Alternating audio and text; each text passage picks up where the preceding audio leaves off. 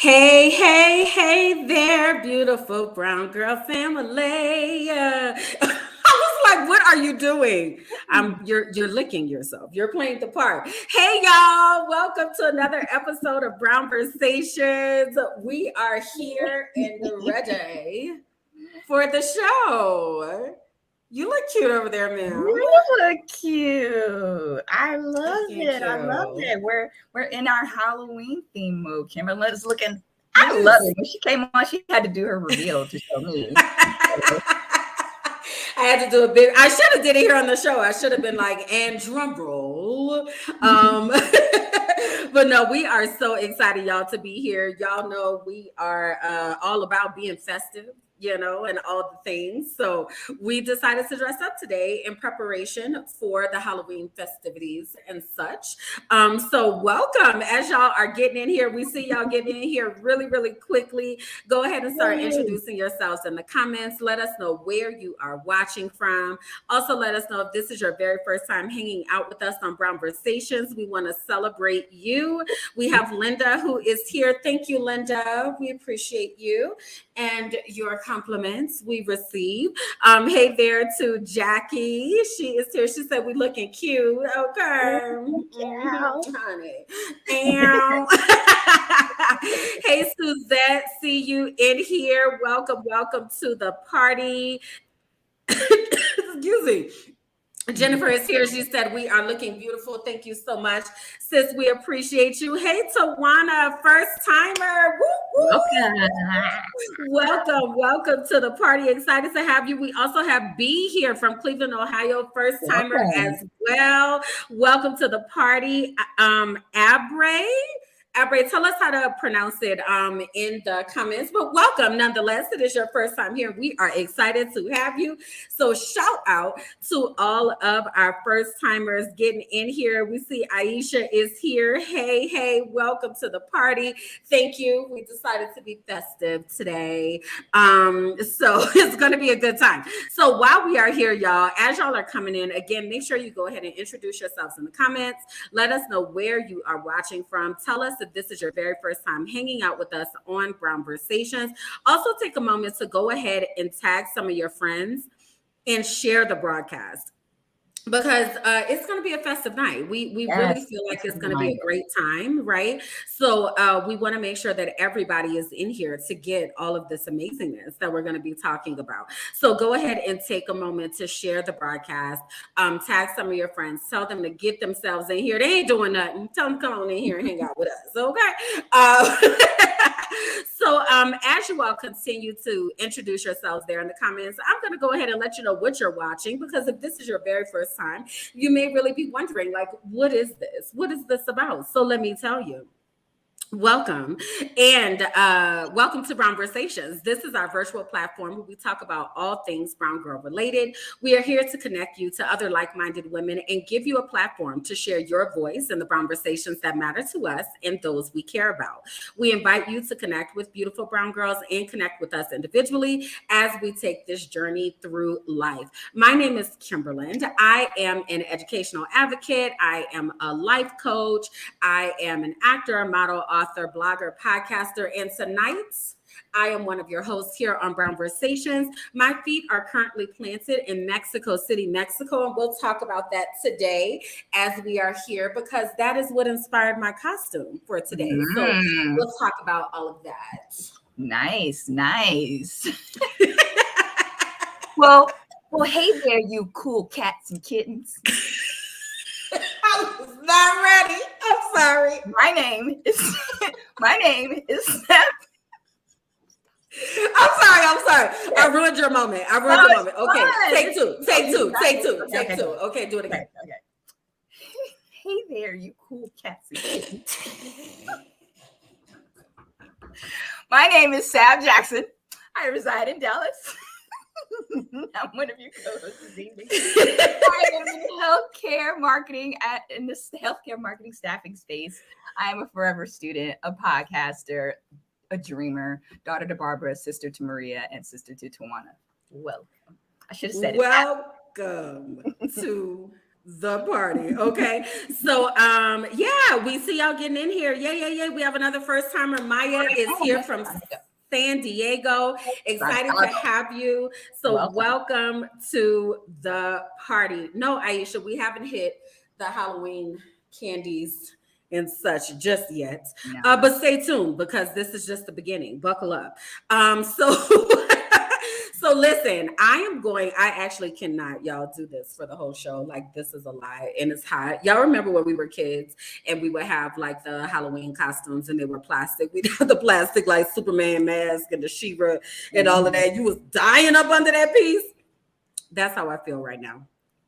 But so in a moment, I'm going to switch into my secondary costume because, like, what would this be without options, right? But having said that, we want to make sure that we attune those of you who are new to the community, that you understand what we are about and that you find a way to get connected. So Beautiful Brown Girls is all about sisterhood, support, and self-care. Everything that we do is about creating those authentic friendships and sharing experiences and really lifting each other up so that we are able to live our very best lives. So if that is something that you're like, oh my gosh, this sounds like such a cool community, I would love to be involved with that. If you go to members.beautifulbrowngirls.com, there you'll be able to see our join our members network. And our members network is a place for you to connect with us on a deeper level, experience all of the different types of things that we do, book clubs and fitness clubs and regional meetups and all this type of stuff, right? So for only $25 for the entire year, you will be able to join us in our members network. So again, if that's something that appeals to you, go ahead and check that out. So, oh my goodness, here we go again with, oh, there it is. So having said that, some of you are like, I want to be there on the show. It seems like so much fun. And I want to see what that's about. Well, guess what? We have an opportunity for you to do that. Yes, we do have an opportunity for you to do that. So what you can do if you are interested in coming to hang out with us, because we've seen a few responses in the comments last show. So the point that I'm saying is you want to come on and hang out with myself and Kimberland and see what it is that we do behind the scenes and have fun with us as well, because we do have a lot of fun. We would love the opportunity to bring people like you from the comments to come and hang out with us. So we've had, who have we had on? Irma. Y'all remember Kale? Kale was awesome. Irma was awesome. Cherry was awesome. So you can participate in the Brownversation and come play games with us. And all you have to do right now is just type in the comments, bring me on in the comments. Is that what they need to type?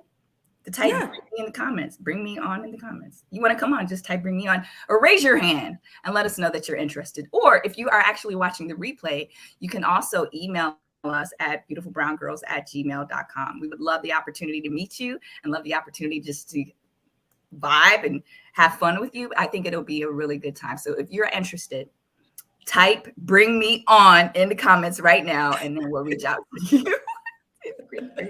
Absolutely. So having said that, we know that y'all are having an amazing time, but the only way that we can really see that, because we can't see you there outside like you're at your house, right? So the way that you can let us know that you're enjoying the show is to give us some reactions, right? So you can share the broadcast. We already asked you to do that. Tag some of your friends, but you can also give us some reactions. That would be likes, that would be hearts, that would be laughing faces, wows, like all the things, right? And then if you're really moved in your spirit and you're like, oh my gosh, I want to support these ladies, you can also give us stars. Stars only cost 1 penny. So if you're feeling real generous, we are willing to receive those donations. So you are also able to do that. So we thank you in advance for your support and just hanging out with us. Buckle up. It's going to be a great time that we are having here tonight. So announcements. We don't necessarily have announcements per se, but we would like to know, what are y'all doing for Halloween? Or do you even celebrate Halloween? So if you celebrate it, what are you doing for Halloween?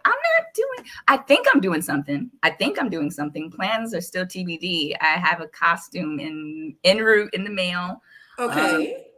Can you reveal what you're going to be? Of course. I'm going to be a unicorn. Oh, I love I know that's it. so stereotypical. It's like the unicorn, but yeah, No, I'm here for it. I I am here for a good old unicorn. Yeah, I'm here for that. I actually, so I share with you all that I'm here in Mexico. So I don't have Halloween plans, but I do have Dia de los Muertos do plans. they celebrate Halloween Um there, or is it? they actually do. You know what? And I was surprised to see it's actually fairly new of them celebrating Halloween. From my understanding, it started here in Mexico when they filmed 007, which was about a decade ago. And then a lot of those American traditions started coming into the country. So now they do celebrate Halloween, but it's still wrapped up within the context of Dia de los Muertos. It's more so they consider it kind of like a children's parade as opposed to like actual Halloween giving out candy. Like they don't do that. So it's really interesting. But if you all have any cool costume items or costume Really? ideas, sorry, or you're going to be something really cool, go ahead and drop that in the comments because we love to just be nosy about the stuff. Be honest with you, Yeah. just be nosy, y'all. We just try to be nosy about the stuff that y'all are doing. So if you have any big plans or you have a really cool costume plan, go ahead and let Like us know. cosplay. Oh yeah, like yeah, I can't yeah. wait to see a lot of those Instagram photos. Like, I mean, celebrities are going to be celebrities, but I like seeing like regular schmegular people doing costumes. I saw Yeah. 2 men do Shanae last year. Oh, I saw it this year. Maybe last Really? year. They looked fabulous. They looked, yes, they were dressed up as Shanae. Very, very, very funny. It was on Amanda Seals' page. She was like showing all like black people. Oh It was wow. really cute. So yeah, I'm Yeah. definitely looking forward to seeing a lot of people's costumes because I feel like the creativity level now that we're out and about post COVID, I think, baby, it's Possibly. gonna be So yeah, Aisha said they're taking the little one with the neighbor to go trick-or-treating. Their family is going to be Peter Pan. She finally gets to be Tinkerbell. So we oh, talked about on the show that Yara Shahidi is the new Tinkerbell. So Aisha is going to be Brown Girl Tinkerbell, and I'm here for that. I can't wait to see those pictures. B says she's having a family game night. That sounds like fun.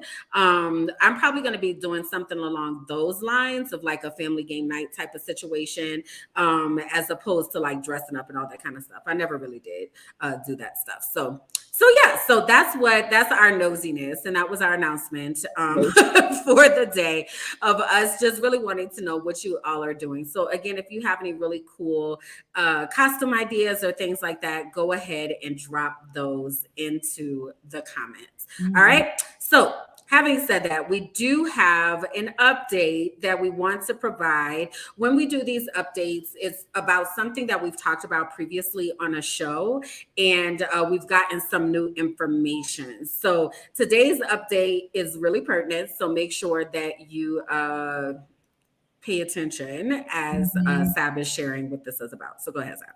Absolutely. So, a federal judge temporarily paused Joe Biden's student loan forgiveness plan. So, that is because 6 GOP Republican A-hats led states are suing student debt cancellation efforts. And it prevailed as a judge ruled in favor of blocking the relief from rolling out for now.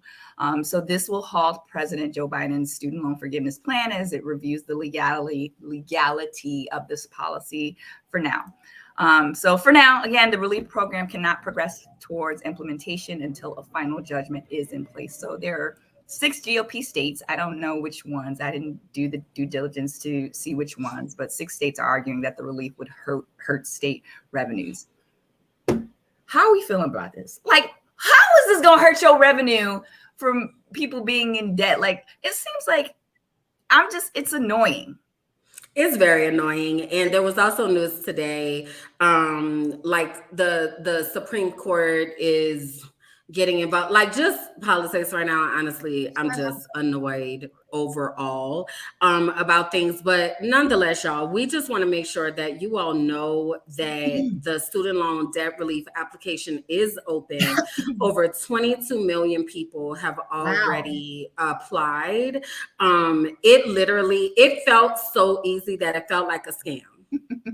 Like I was like, it literally took maybe 2 minutes. So if you have not already applied for that, please do go ahead and apply for the student loan debt relief and get on the list.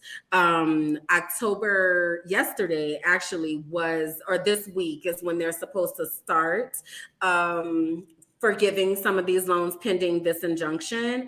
So you want to make sure that you're in that number, okay? Also, remember, we've talked about before, such as the public service loan forgiveness application that closes October 31st. That's next week, next Monday. So you want to make sure that you get that taken care of as well, okay? So make sure your name is in that number, all right, because they out here trying to be funny with the money and strange with the change. And listen, we ain't got time, okay? We need them to go ahead on and cut these checks. Okay. Exactly, Maya.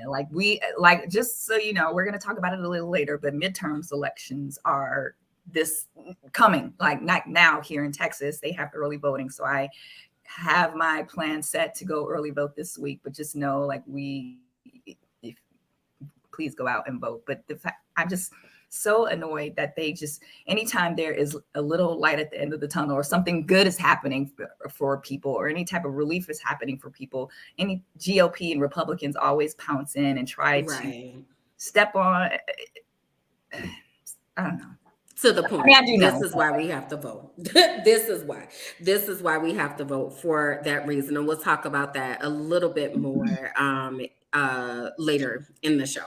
So we always kick our show off with upcoming new releases. And today is no different, right? We want to make sure that you all know what's happening out here in this streaming world and what are some of the things that we can be watching in order to help ourselves detract, I guess, from all of the other craziness that's happening. So, yeah, what are we watching today? So Netflix, my baby for now, Netflix.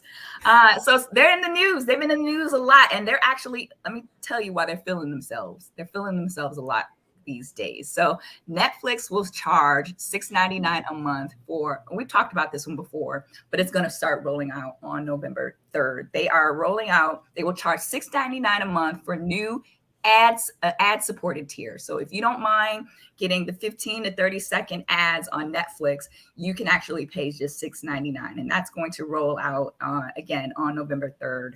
And this will include commercials that will be 15 to 30 seconds long in length. But right now, the standard plan is like $15.49 or something like that. And actually, there's another one. The company has the basic plan without advertising at $9.99 per month. But that's just because the resolution is a little low. That's the plan that I'm currently on right now.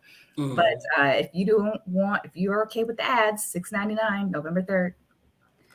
All right. So they are also in the news. Netflix again. They have kept their promise. They have kept their promise, Kimberland. Netflix plans to crack down on password sharing beginning in 2023. So after giving users the ability to transfer their profiles to new accounts, the streamer says it will start letting subscribers create sub-accounts starting next year in line with plans to monetize account sharing more widely. I find this extremely problematic and really funny considering how maybe like a year or so ago, 2017, according to this, that they were imploring people to share their passwords, and they just didn't think long term about what is that called? The ramifications. And when I tell you they are feeling themselves, so they had a really good third quarter, and they just released their earnings this past week or so, and they have 2.2 million subscribers. I think 2.2 million subscribers than expected. And what else? Oh, their shares grew. So they're really like feeling themselves right now. So they were just like, you know what? We have to. Interesting. Yeah. I feel like they're being now, Kimberland. I feel like they're being a hater. Whatever. Yeah. Yeah. So Aisha, yes. So the $6.99 is the new low basic plan with ads. So you'll get those advertisements in the middle of what you're watching. So if you don't mind that, go ahead and sign up. I I'm so over Netflix. I'm like, they've been raising these prices every chance they get. And now, one moment you was encouraging people to share passwords, and now it's like whatever, over it. So what else? That's what I have to say about that. They are being haters. Okay. That is how I feel about Netflix.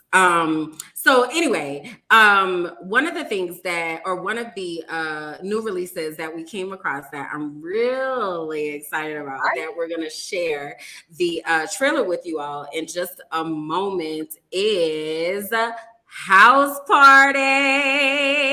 Do you have a favorite line or a favorite moment from the original House Party? I don't remember the line, but I do remember at the end when it went off. I don't know which one is Kid and which one is Play. Kid is the light skin one. Play is the dark skin one. Okay, Todd. I don't know, the Kid. At the end, when his father, at the time, I think it was what's the comedian that passed away? I forget his name.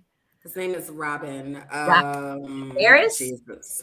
Maybe his kid. I think yes, Robin Harris. Yes. Well, at the end, when his father got ready to, because he came home late because he was at the house party, and he was beating his son, and we just it was funny. I mean, we don't encourage people to beat their children, but back then it was socially acceptable to beat your kids. But it was just funny listening to him beat Kid when he came in. He told his tale to get home and not go to the house party, but he went anyway and gave us a fabulous movie. So that was Jennifer said her favorite moment when Kid was in jail singing to the prisoners. I remember that part. And you know what? I get House Party 1 and 2 confused. There were actually 4 house parties. I don't know if y'all knew this. So there was House Party 1, House Party 2, House Party 3, House Party 1, 2, and 3 all had Kid and Play. House Party 4 did not, and 3 and 4 didn't do so hot in the theaters. But House Party 1 and 2, I would say my favorite was Tisha Campbell and what is it, AJ? Oh, yeah. The dance off? Like, come on. Is there anything better than the dancing?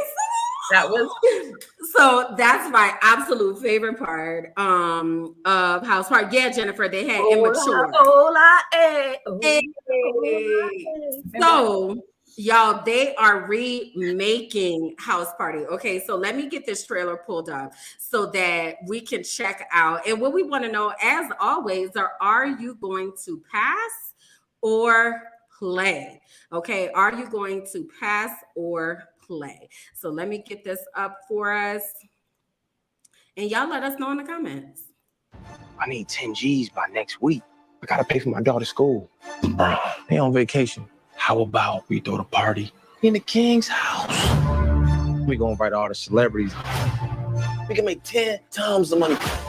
We can send Destiny to preschool, college, whatever. Tonight is our last shot. Looks like we up out there at the White House. Hi, I see you there. How are you? Oh, shit. You're going to jail, Kim. Hi, I'm Peter. Is LeBron home? By the way, Black Lives Matter. They do. I posted 2 squares on my Instagram. Respect.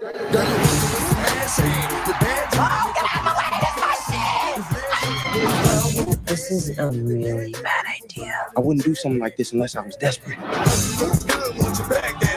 Shit cracking, bro.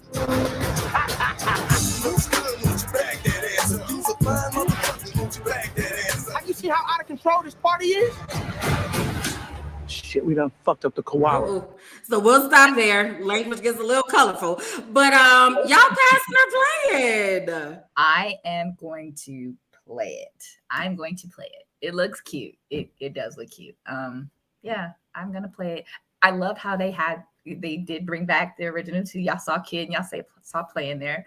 But yeah, what about you? What about you? Yeah, I'm totally gonna play. I love Jacob Lattimore is on The Shy, and I absolutely I love him so much. Like, I really like the way that he acts. So I'm super excited to see this. So I'll definitely be playing for sure. Okay, let's see what our community is saying. Oh, we got some passes in here. Really? So who's this? Fisha said play. B is playing. Sabrina said pass. Tijuana said play. Suzette is undecided. So what is gonna make y'all decide? Jennifer said she doesn't know, might give it a chance. Aisha said it looks like fun. She's gonna plays. What would make y'all decide that you're going to play if you are undecided? I'm interested to know. Does it not feel age appropriate? Does it not feel like we can relate because they're so young? Do they need to be 40, 50 for us to? I'm just saying, what I'm saying is. I don't know. Because this, definitely would be the house party for the new generation. Yeah. I don't know. That's a good question. I really don't know. But it seems like it's going to be pretty interesting. Some of you all were wondering who's Jacob Lattimore. He's the guy me on too. the right. He's the guy on the right. And again, he plays on The Shy. So I love his character on The Shy. y'all cold-blooded. Irma said she'll watch it on cable. Well, we'll tell you about it. Okay. So that is one of the things that is coming out right now. Or I'm sorry, not right now. On January 13th, that's going to be premiering on January 13th in theaters, rated R. It will be premiering. December 9th. It says house party coming to HBO Max on December 9th, 2022.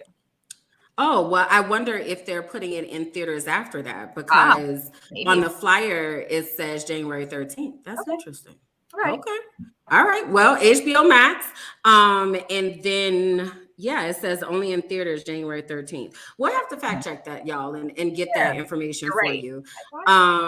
So we'll see. We'll see what that looks like. Right, Irma? He is so good on The Shy. If you have not seen The Shy, do yourself a favor and check that out. So at any rate, that is House Party. So then we also got Wind of This. Author, lawyer, and former my forever first lady recently announced that she will be publishing yet another book. It's going to be called The Light We Carry, Overcoming in Uncertain Times. And it's going to be released on November 15th, 2022. And I remember me and Kimberland, you were talking about this. We were like, we didn't know she was coming out with another book until you and I both saw her Instagram post of her opening her books that she received in the mail. Also, subsequent to her releasing the book, she is going to actually go on a book tour, a 6-city book tour, similar to what it was when she came out with Becoming. But I don't think so. This time it won't be that many cities, like not as extensive. But so it's up with its upcoming release. She will also embark on a 6-city U.S. tour that will kick off the book's publication date, the Light We Carry tour, throughout November and December 2022. Are we excited for First Lady, Forever First Lady, our Forever First Lady's book? I am. I'll probably get the audiobook. I had Becoming, and then because I live out of my suitcases, I can't carry books with me. So I think I'll just get the audiobook version. But I'm here for anything that Michelle Obama is talking about in real life. So I'm here for it all. So I definitely do you want to mention some of the cities? Yeah, sure. Go ahead and mention some of the cities. So Washington, D.C., Philadelphia, Philly, Atlanta, Chicago, San Francisco, and L.A. Okay. Did I get all those? So really major metropolitan areas. Yeah. Okay, cool beans. Well, y'all mark y'all calendars for that. It looks like our community is here for it. Looking forward to it. Can't wait for it. Aisha said this should be our next book club book. No, Tijuana, no, New York. I was surprised by that. So maybe DC is close enough, or Philly or DC. New York is kind of in between those two. So those DC dates are November 15th through November 17th. Okay. So so that's pretty cool to check out. Now this one I'm really excited about. How many of you all are Creed or Rocky fans? Like the Rocky empire, for lack of a better way, the Rocky universe. How many of you all are fans of Rocky and or Creed?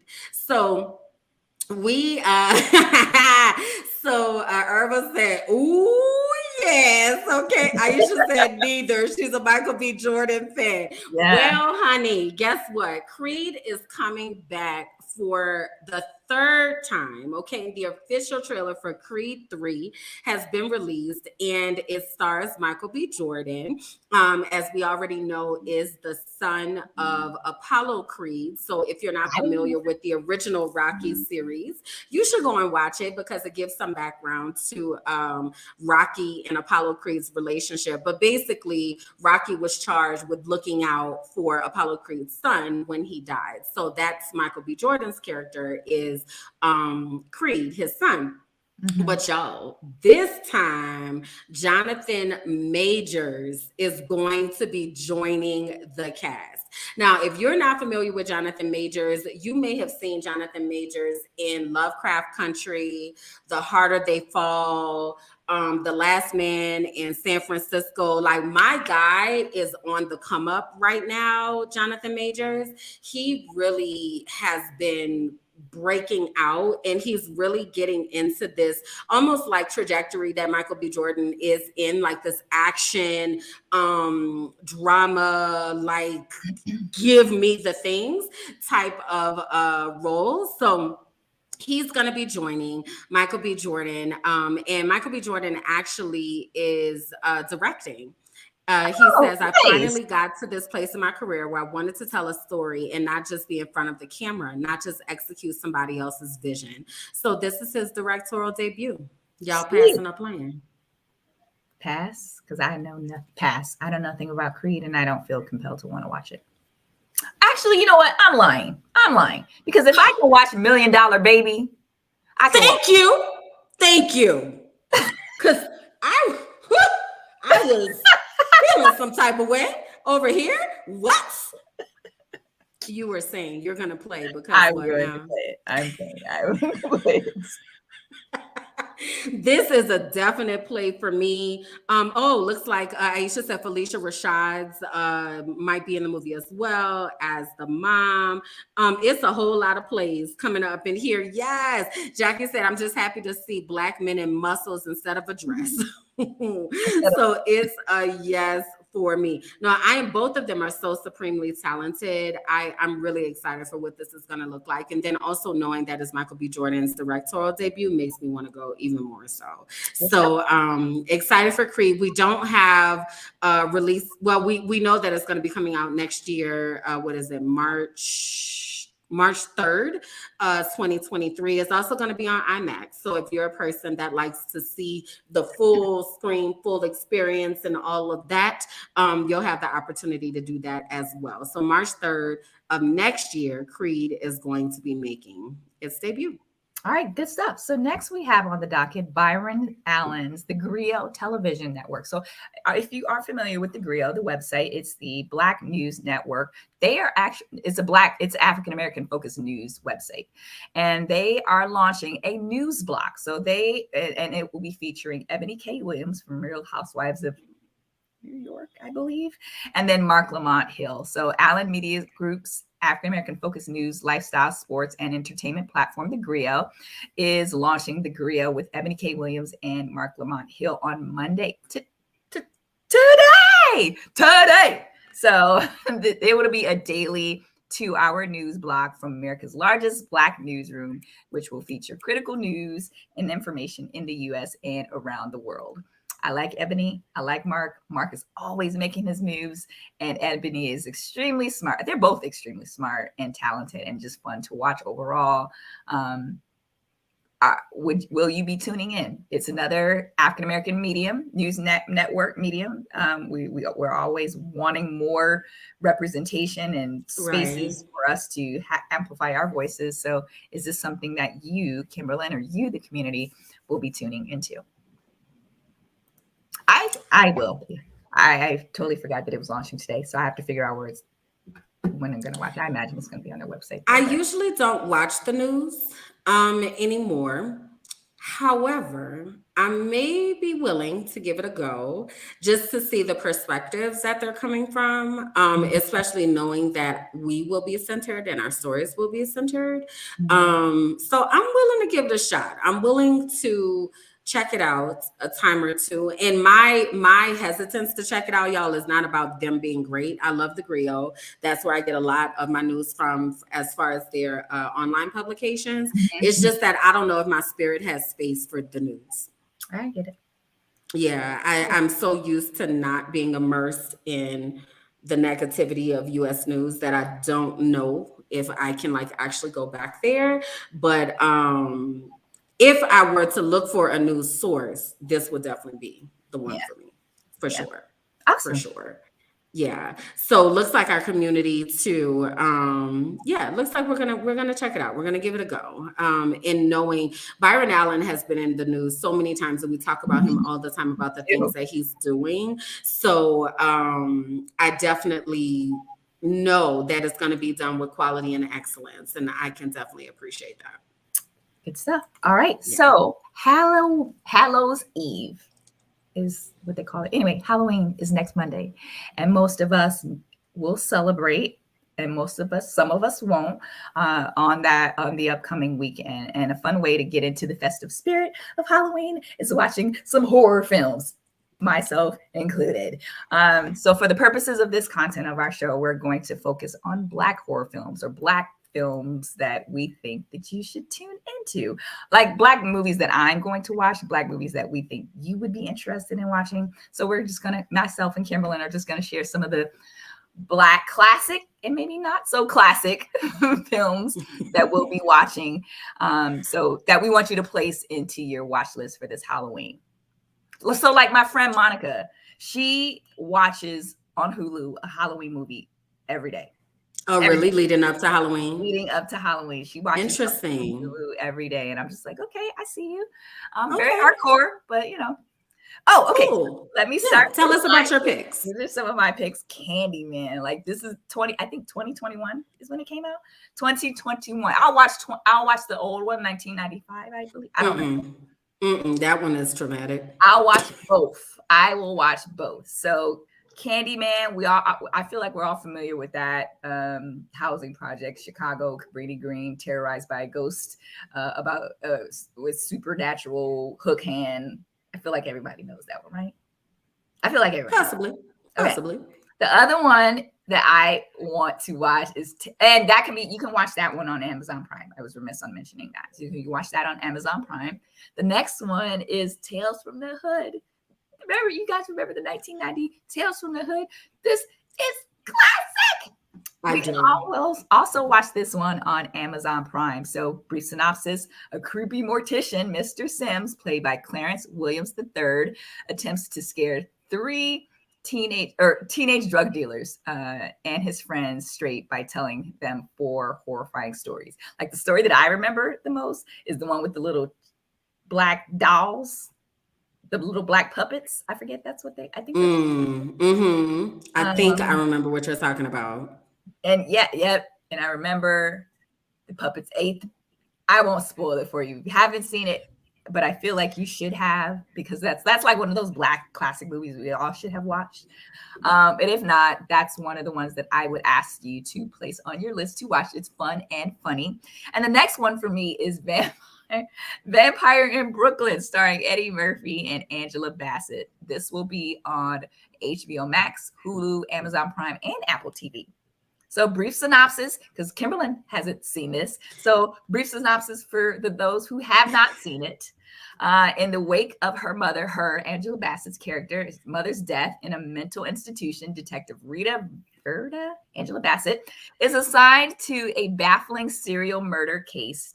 After examining the crime scene, a corpse-filled ship found adrift at sea, Rita meets Maximilian, Eddie Murphy, a smooth-talking Caribbean playboy determined to romance her. Kadeem Hardison also played in that too. So it's cheesy, funny, if you like that type of stuff. But I like cheesy. I like funny. And Vampire Brooklyn is a classic. Yeah, I've never seen it. I've heard people say great things about it, but I'm sure maybe it crossed the crossed my eyeballs at some point, but I really don't recall. And I usually don't watch vampire movies. I'm not a horror movie person. Like, it's not something that I really do for real. As Tijuana said, Candyman really traumatized me, like for real. So I kind of gave up, like, all right, y'all can have that over there. So I'm really not a classic horror person, but when you tell me it's funny, then I'm more willing to actually see. So I may actually check out Vampire in Brooklyn, just to see if I laugh. So let me share my picks with you all. Yes, please. So my picks are, the first is Eve's Bayou, which is not necessarily a traditional horror film, right? It's not something that you think about necessarily when you think about horror. But if you have not seen Eve's Bayou, you just need a refresher. It takes place in Louisiana. So over the course of a long, hot Louisiana summer, a 10-year-old Black girl, Eve Baptiste, played by Journey Smollett, discovers that her family's affluent existence is merely a facade. So Eve's Bayou can be seen on Amazon Prime and Apple TV. Now, these other two you may be a bit more familiar with, and that is Get Out and Us, both directed by Jordan Peele.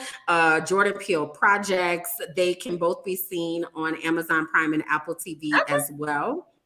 And Get Out, Chris and his girlfriend Rose have reached the meet the parents milestone of dating. She invites him for a weekend getaway upstate with her parents, Missy and Dean. At first, Chris reads the family's overly accommodating behavior as nervous attempts to deal with their daughter's interracial relationship. But as the weekend progresses, a series of increasingly disturbing discoveries leads him to a truth that he never could have imagined. So that's Get Out. And then Us, starring Get Out stars Daniel Kaluuya, among many other folks. And then in Us, Lupita Nyong'o plays the main character there, and that is the synopsis: haunted by a traumatic experience from the past, Adelaide grows increasingly concerned that something bad is going to happen. Her worst fears soon become a reality when four masked strangers descended upon the house, forcing the Wilsons into a fight for survival. So again, if you Phoenix said his movies are severely weird, they are they're a lot, right? They're a lot, and they have a lot of embedded themes and such in that. But I really appreciated the both of these. Oh my gosh, Aisha, you've never seen Get Out. You have to watch it. It's a think piece for me more than it is a horror film. Awesome. So I like that kind of stuff. That makes me think. But yeah, so Get Out, Us, and Eve's Bayou are my picks, right? I would say, so go ahead, what? Play, pass. Pass or play. Play, pass. Play Eve's Bayou. Play Get Out, pass Us. Really? Why? Why pass on Us? Because I just didn't. You said think piece, right? I don't want to always have to think. Like, I had to watch Get Out a couple times. I don't want to have to watch it a few times just to really try to get the meaning of what it is that you're trying to tell me. Tell me. I still don't know what it means. I still don't know what the end of Get Out, not Get Out, Us means. Like, I don't know what they're trying to tell me or what the message is. So I don't like movies like that. But I understand that. I had to do a lot of research. Like, it was like, what was the significance of like the things? Yeah, it was a lot. So I can appreciate it. I appreciate that. I can understand that for sure. So no worries. So those are like Linda said, horror films, not my jam. Girl, I understand. Let me tell you, it is not something I go to either. Tijuana said pass. I get it. Like, I totally get it. But if horror films are your jam and you are like, that's what I love to do, this is the thing for me, these are our recommendations for what those should look like. Okay. Okay. So next we have the pipeline, Down in the Valley Where the Girls Get Naked. P Valley is getting renewed for season 3, but it will not return for 2 years. So yes, P Valley has been renewed for a 3rd season. It has been confirmed the hit show on Starz is returning for more drama at the Mississippi-based strip club. So the Pink with creator Katurah Hall saying that she wanted to thank everyone You're welcome. You're welcome, Katuri. Fiercely devoted Pink Posse for their ongoing support. She said, but we should not, she didn't say, we are saying we should not get too excited because Hall says that it will take about 2 years before fans will get the third season on Stars. In the recent interview, with Entertainment Tonight, Hall insisted that fans will have to be patient to see the iconic characters back in action. She says, I want people over the next 2 years because it'll take that long to just remember these iconic TV moments that we were able to craft with love and care and consideration. Yeah, 2 years? Kimberland, 2 years? Mm-hmm. Okay, devil's advocate in me is like, okay, we had to wait 2 years for Insecure. Remember Insecure went on hiatus? Yeah. Okay, we were fierce and we were waiting and we were excited, but I am not certain that a 2-year hiatus, the Pank can withstand a 2-year hiatus. So we want to ask you guys, do you think that P-Valley can last throughout a 2-year hiatus? Like, what do you and what do you like best about the show? So the first question is, do you think it'll last? You think that momentum of this past season can withstand a 2-year hiatus? Kimberland, have you watched it? So I definitely watched the first season. Loved it. The second season, I maybe watched a show. I couldn't get into it. I don't feel like P-Valley has a cult following like an Insecure. I could be wrong. Y'all let me know in the comments if you feel like it has that type of pull or range. I do not. Like, even though I enjoyed it, I think it's cool. I just feel like I don't maybe this is it as I think about it. I feel like Insecure appealed to all people, not just women. I don't know that P-Valley has a male following. No, it doesn't. Yeah, so I don't know. I feel like Insecure did, like, you know, guys would watch it. There were many relatable characters for them to be able to watch. I don't know. I don't know. So to who said Phoenix? She said, love the first season. Waiting 2 years, I'll forget the characters and the plot. Like, I've already having watched the first season and only I think the first show of the second season. I don't know what they're talking about.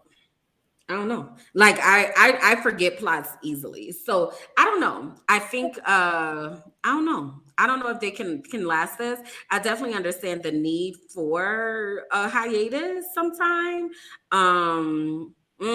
Krisha, I feel you. I hear you. Krisha said there are guys watching. They just don't want to say that they are. Understood.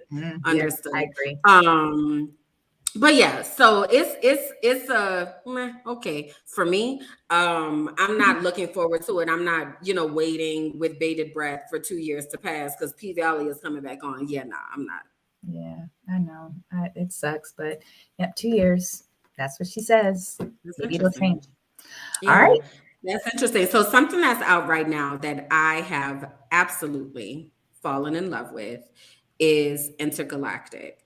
I don't know if you all have seen Intergalactic. Let me know in the comments if you have. It is, you said you have or you have not? I have not. You haven't. Oh my God. So let me tell y'all what it's about. So Intergalactic is an animated movie, and we actually talked about this before, and it was one of my choices for New and Black on Netflix. And then I went and watched it, and y'all, I probably watched it like 5 times by now. Like, I love it that much. But it's an animated movie. It is Kid Cudi is the main character that is in the movie, and he voices that main character, Jabari.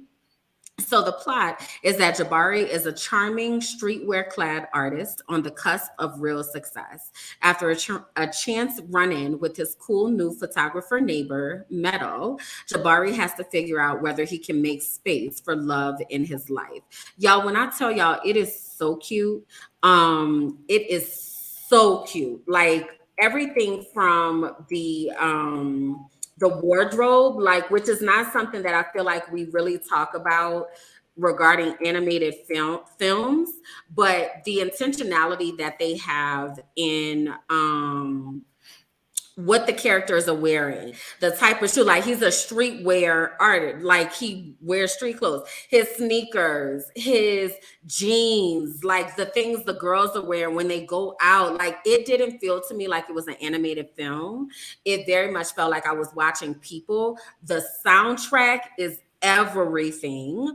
And Kid Cudi produced that, and some of the songs are his. Like I really, really, really enjoyed it. So if you have not seen Intergalactic, it would be something amazing to check out, to give it a shot. It's a love story. Somebody said in here, I didn't like the way that it ended. Oh, Krisha said, I saw it. I just hate the way that it ended. I won't tell you how it ended. It's on Netflix, and it's maybe about an hour and a half. 2 hours. So yeah, and it's everything. I loved it. So check it out. It's called Intergalactic. It is on Netflix. It is streaming now. Check it out if you're looking for a feel-good, cute story. I will admit that the first time I saw it, I started crying because I was moved that much. I was like, oh my God, like this is so cute. So yeah, so check that out, and y'all have to let us know what you think about it. All right. All right. I will play. I will play. Okay. Cool beans. All right. So let's fast forward to our top news topics. We have some really interesting ones today that have come into our understanding. So yeah. So as you know, if you don't know, and if this is your first time here, Beautiful Brown Girls started as a brunch club, and it has since branched off to other things. It has branched off into mental health wellness opportunities, financial wellness opportunities. What else do they do?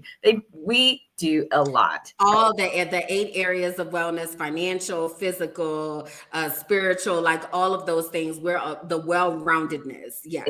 Thank you. So we started as a brunch club, and I say that because we still host brunches in the different cities, but the price of your mimosas at your brunches they are likely going up. And I say that because the agricultural department predicts that the worst orange crop since World War II is upon us. And we want to blame Hurricane Ian. So Florida's orange crop production will likely plummet to record lows this season, thanks to Hurricane Ian, says the U.S. Department of Agriculture. The price of orange juice, which has already climbed to an all-time high of $2.90 per ounce can because of soaring food inflation. It could actually go up even higher, so that can impact your brunches. So, like I said, Beautiful Brown Girls, we host brunches. So, will this impact you actually wanting to go to brunch? Will this impact your brunching decisions? Sabrina says no, but we want to know, no for me. It wouldn't impact. I'm sorry. So you paying it wherever the mimosa cost, you getting it. She like pour it up. I want to be like this with my corrals. I want to be. Okay. Okay, well, what if I add some additional things to this, right? Because, okay, so that's your mimosa, right? You might feel like your mimosa, that's a staple, all right? You got to have your mimosa when you go to brunch. Well, it's also come to our understanding that the price of things like meat, butter, eggs, bacon are also rising. Mm-hmm. So what we did, y'all, is we put it on a graph, right? So that we can see. Okay. First of all, I want to say when I was putting this graph together, I was feeling some type of way because I was like, oh, let me go back and look. And I was like, oh, well, let me start at 2000. And then like set in for me that 2000 was 20 years ago. And I felt some type of way. Like I was like, 20, what? That was yesterday. Like it was real crazy. But let me just conceptualize for you all. And again, what we would like to know is this going to change your eating habits? Is this going to change the way that you interact in brunch spaces? Is inflation going to change your practices? All right. So let me run this down to you. So the price of eggs. Okay. So when you talk about your omelets, your frittatas, okay, those those things, right? In 2000, eggs cost 91 cents. 2005, they rose to $1.22. 2010, they rose to $1.66. 2015, they skyrocketed to $2.75. We got control of that in 2020 and it was back down to $1.51. But now we're at $2.90 for a dozen of eggs, right?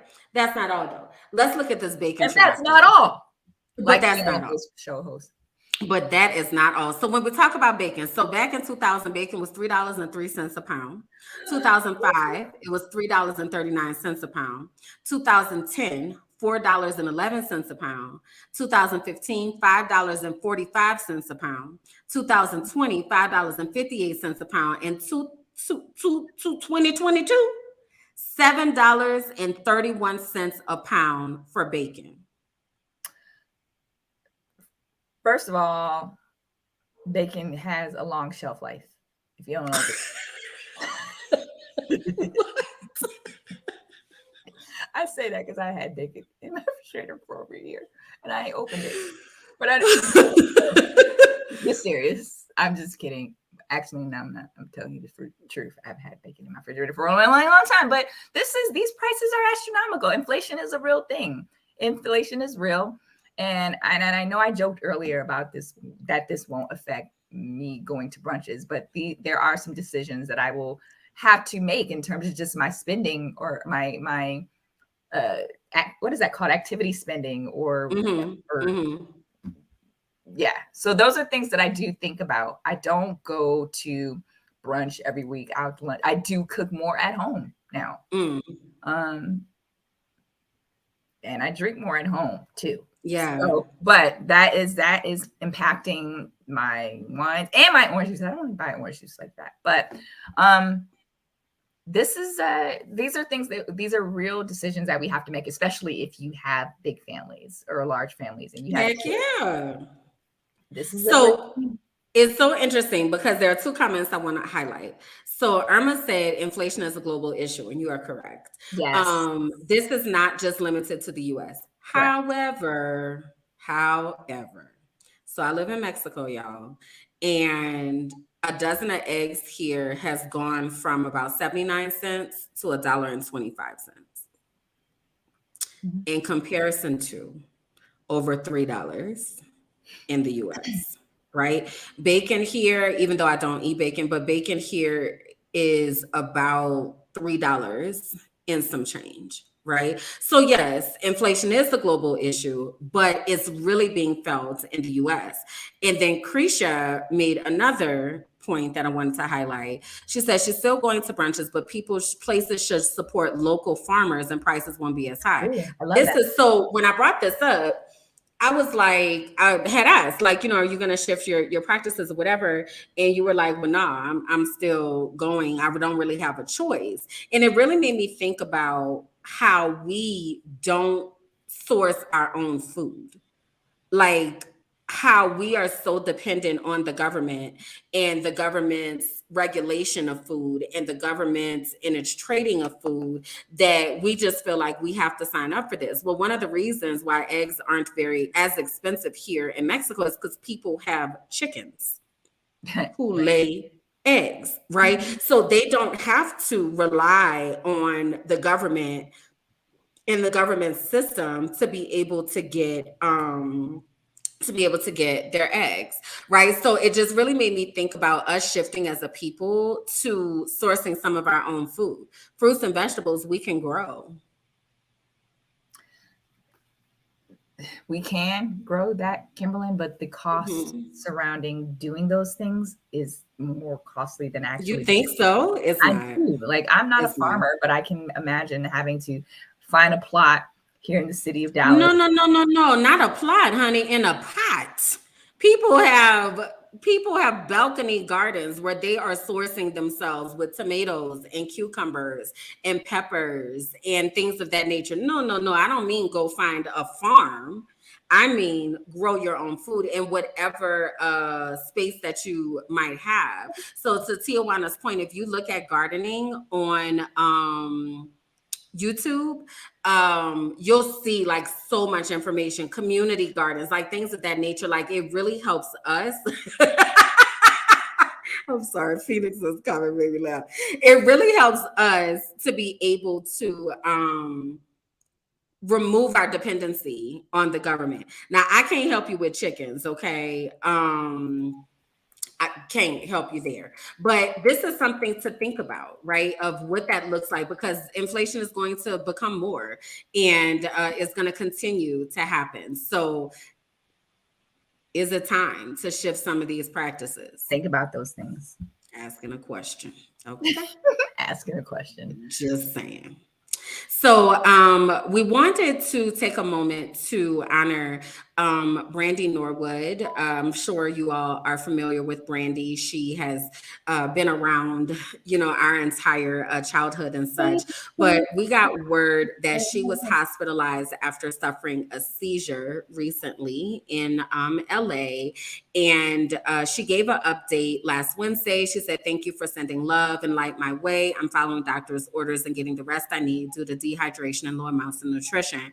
So we wanted to make sure that we sent those well wishes to Brandy and, of course, let all of us know what happened. But more so, we really are noticing that. So Sab and I are 41. You all out there are somewhere, our community is somewhere between 27 and most of our community, somewhere between 27 and early 60s. All of that I consider to be young. And we have lost so many people, whether it be celebrities or our own classmates and things that are young, like young. So Sab, you still there or did your... Oh, Sab's power went out. Okay, cool. So it'll just be us for a moment. But we wanted to make sure that we spend some time talking about how we can take better care of ourselves and also paying attention to what happens in our bodies. Because many of us, unfortunately, due to circumstance, we aren't paying attention to what's happening in our bodies. So we wanted to provide you all with some signs and symptoms of seizures, how you can know that something might not quite be right, and so that you can do something about it. Okay, so some of the signs and symptoms that you may see of having a seizure is confusion. You may find you or someone else, they stare off into space, a loss of consciousness or awareness, so not really being sure where they are, experiencing strange sensations and emotions. It might feel like you can't describe what you're feeling. It just feels, you might feel hypersensitive, you might feel desensitized. It just feels really weird. So strange sensations, having a sudden fall and not really being able to explain why you fell or what was going on or how you lost your balance, or even having some type of aura around you. So it just kind of feels like you're in a bubble, right? So we wanted to highlight these symptoms because it is very possible to have a seizure and not know that you had a seizure. It's possible for a loved one to be having a seizure and not know. A lot of seizures are not grand mal seizures. So when you think about a grand mal seizure, that's like somebody actively, violently shaking, but it doesn't always look like that, right? So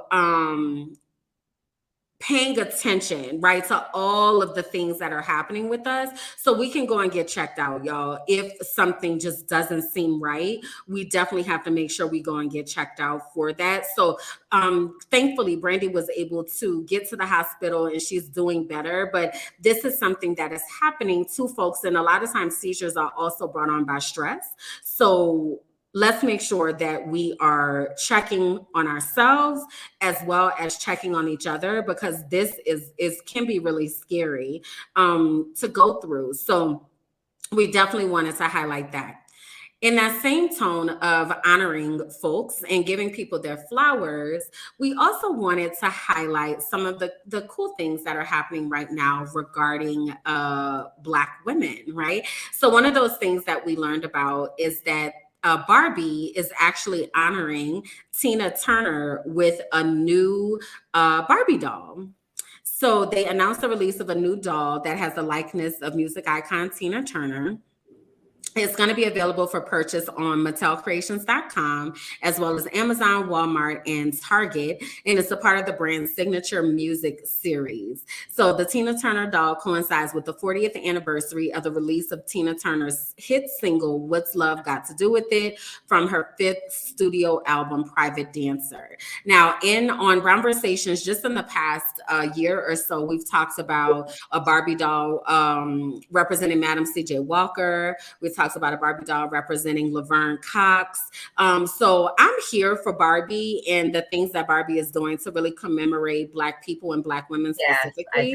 I think it's pretty cool. Yeah, I do too. I absolutely love how they're like you said during our run-up show call, you were like, well, I don't know who is in the back office that look like us, that are like, who's continuing to push this agenda of representation at Mattel, but bravo. I'm here for it. Whoever is at the table, I am here for it, because they are definitely filtering this stuff down. And I just think it's so cool to be commemorating folks in this manner. So shout out to Barbie, and also shout out to Tina Turner for the 40th anniversary of What's Love Got to Do With It. I don't know if you all follow her, but her health is also not the best. And Tina is...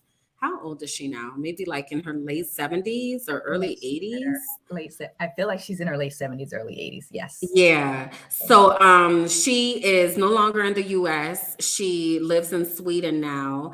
But she's another one that we need to be checking on often. You know what I mean? Like, she is a part of rock and roll history. Like, so we really need to be praying strong for Tina. But I'm excited that she got to see this before 82. Thank you, Irma. I'm excited that she has gotten to see this while she's still here. And again, that well-deserved honor. All right. So can I just, full disclosure, full transparency? Y'all saw me go out. My power went out in my place. I told them. I'm like, God dang it. There's a big thunderstorm here in Dallas. So with that, get your freak on. Missy Elliott. Hey. Get your freak on. 5-time Grammy Award-winning artist returned home in Portsmouth, Virginia, where she went home to her high school where she originally graduated in 1990. And she has a newly named street after her and a key to the city. So a stretch of the road that was once known as McLean Street is now permanently cemented as Missy Elliott Boulevard. So back in August, the Portsmouth, City Council voted unanimously to rename a portion of McLean Street, but then they recently made it official.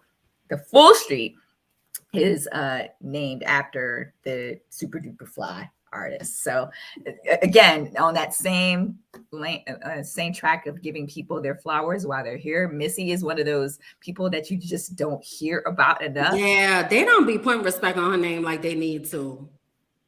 Yeah. So awesome. Yeah.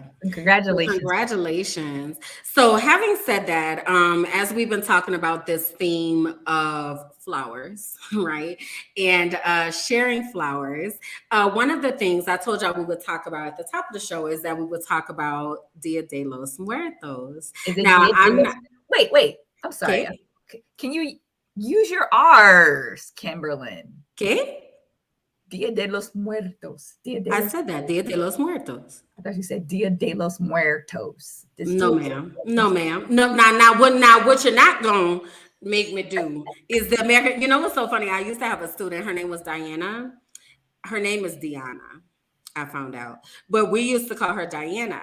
And I had this girl for 3 years. And then her 8th grade year, when she was about to leave the school, she was like, why do y'all say our names so rough?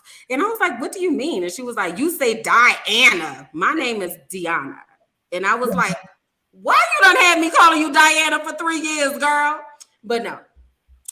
So one of the things that I try to be intentional about is honoring the pronunciations of Spanish words, especially being in a Spanish-speaking country, right?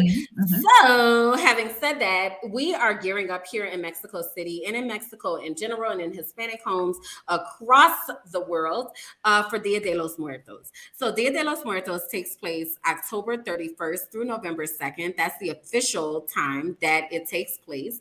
And then you might see some of the different celebrations continue throughout November 6th, where they start to wind down. So at the top of the show, we were talking about Halloween and all of that. And though they celebrate Halloween-ish here as far as dressing up, it's not your traditional Halloween ceremonies as we're used to in the United States, going trick or treat and all that kind of stuff. That's not a thing here. So I wanted to give you all just a little bit of background and understanding about what Dia de los Muertos is, and center in on one of the most well-known rituals of Dia de los Muertos, which is the ofrenda.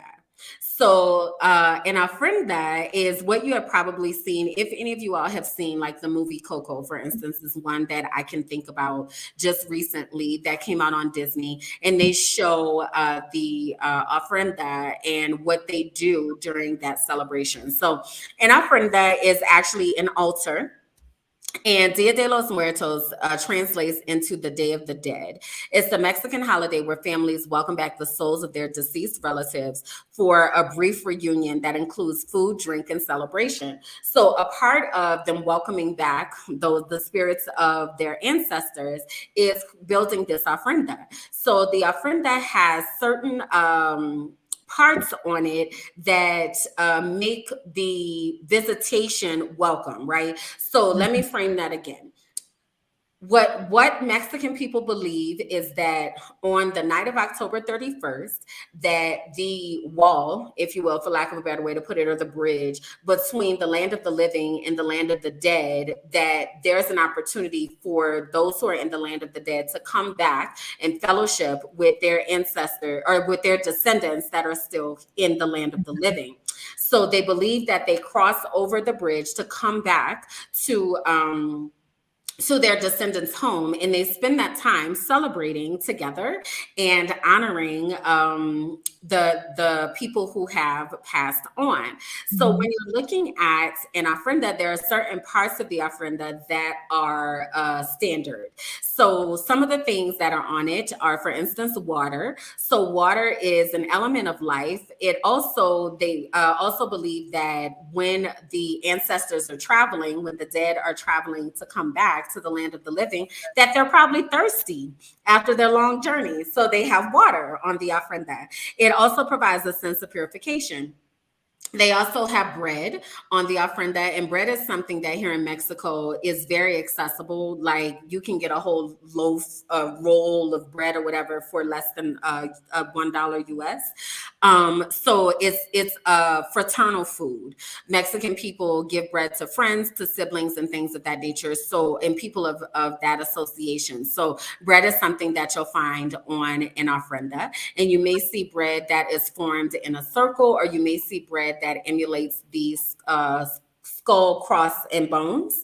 So that's something else that you might see. Salt is for purification and prevents the corruption of the body. Candles light the way, light the path to where the ancestors need to come. So even in cemeteries, that's something else that you'll see, is that there are a lot of celebrations in cemeteries, right? Which usually can be considered very disrespectful, but it's not disrespectful because they are communing with the dead, not on the dead. Right. So they believe that the dead are there with them celebrating, not that you just partying on somebody's grave. So there are lots of candles that are around that illuminates the pathway to come back. We also might see toys on the ofrenda, and the toys also celebrate children who have passed on. So any children that have left too soon, there might be toys on there. Incense is there as a fragrance and a way to elevate prayers. There's also something called the petate, and the petate is a mat or rug, and it serves as like the place setting for the entire altar. You might also see sweets, fruits, food, for instance. So mole is a sauce that is used during Dia de los Muertos, and you might see that on an ofrenda, but you also might see things like tequila, mezcal, right? Because again, this is a party, this is a celebration. You might see candy, you might see tobacco, things of that nature. Something else that you might see that I have pictured here are the flowers. So the flowers are called cempasúchil flowers, also known as marigolds in the US. And marigolds are named after the Virgin Mary. And the reason that marigolds are associated with Dia de los Muertos is because they have a very strong scent. So they believe that the scent leads the ancestors back to the land of the living, and that they represent the sun, life, and how fragile life is. So right now, there are festivities all over the place. I just went to a flower festival this weekend that starts off Dia de los Muertos, and it was just so like flowers everywhere, just everywhere. They made so many cool art pieces and things out of flowers, and it's a part of the celebrations. There was a parade the other day for alebrijes, and alebrijes are spirit animals. Right. So also honoring the pets that have passed on is something that Mexican people love their pets, y'all. They love their pets. You said they love their pets. So here's my question to you. We're sharing this because you are in Mexico, and I get it. Yes. And this is one of the reasons why I wanted to share this story. But someone who's watching this in the US, why would I care about this? Because one, you should be open to learning about other cultures and things that people do that you may not understand, right? But also along with that, this is something that you can also do for your ancestors. That's what I was getting at. I know. So one of the things that I have grown to understand in this celebration of Dia de los Muertos is that it's not a Mexican people are very religious. So we can't. So I'm not appropriating it if I do appropriate it as a person. So it's centered in Christianity, and it's centered in honoring and remembrance of people that have come before. So you can create your own ofrenda for your own ancestors and invite their spirits back into your home. And no, it's not like an appropriation thing. It's like I'm honoring my people, right? So it really is very interesting. And I think we all have seen parts of it, but never really understood what was happening in these celebrations. We just kind of knew it was a thing, but not really understanding. So it really provides an opportunity to really dig in and just learn something new about a different culture, and also learn if it's something that you would want to incorporate into your own life of celebrating your ancestors. So again, it starts the night of October 31st. November 1st is called All Souls Day, and that's the day that they celebrate the children that have gone on too soon. And then November 2nd is Dia de los Muertos. So it's gonna be a party, y'all. Like, I cleared my calendar because people don't sleep. Like it is out here. So if you want to see like what it's like here in Mexico and all of that, make sure y'all go to Minding My Black Ass Business, my Instagram, because I'm gonna be out and taking pictures and all that kind of stuff. And I gotta set up my ofrenda this week because I want to celebrate too, you know? So yeah. Awesome stuff. Thank you for that, Kimberland. I'm looking forward Absolutely. to that. I have to figure out a way to do my ofrenda in my home to celebrate my sister and me wanting to talk to her and my aunt. Is she an aunt sister? Yeah, she's going on. Mm-hmm. Okay. All right. So next, we wanted to talk to you ladies about. So thank you for that. I do love that. My pleasure. That's why I'm really excited. That's why I presented it, because I really wanted to hear about this. Yeah. Mexico. All right. So next, BLM updates. So as we know, the midterm elections are upon us for most of us in all of our states. So from Florida to Iowa, Essence Magazine recently highlighted Black women who stand to make history if successful in their bid for their office this midterm election. And we just wanted to mention a few of them. Now, while we are a nonpartisan group here at we're nonpartisan-ish, but listen, we are team brown girls. Okay, so we definitely are in the interest of brown girls, but Okay, I'll let Kimberland say that because we wanted to highlight some women that we think that you should take a look at or at least pay attention to if you are in any of these states. So we'll start with Val Demings. Kimberland. So Val Demings is out of Florida, and she is a former Orlando police chief, current U.S. representative serving in Florida's 10th district, and she is currently running for Senate. This is a really, really big race that's happening down in Florida and something to pay attention to. To Irma's point, she chewed up and spit out Marco Rubio at the debate. She can run circles around anybody. Like, sis is very, very astute, very talented. She actually was on the short list for VP. So Val Demings, Val Demings is the truth. So her Irma said he was sweating. I'm sure he was, because let me not say that. So Val Demings is running in Florida. So that is a race that we definitely want to watch. All right. So the one to your young lady, no, go back to the young lady to your right. Young lady to the right is Summer Lee. So she made history recently by becoming the first Black woman from Western Pennsylvania ever elected to the legislature. Now she is running for Congress. And if she's elected, she would again make history as the first Black woman ever elected to Congress from Pennsylvania. So again, her name is Summer Lee. And if you are in Pennsylvania, she's someone that we want you to watch and to continue to potentially look at and support at the ballot box. Yeah, and y'all know I did a stint in Pennsylvania, so you did. I did a stint. I served some time. All right. So next up, we have Sherry Beasley. She was the first Black woman to serve as Chief Justice on the North Carolina Supreme Court. If she wins her congressional race in November, she will become North Carolina's first Black senator. So I'm not sure if you all know right now or are familiar with the fact that the Senate is 50-50 split.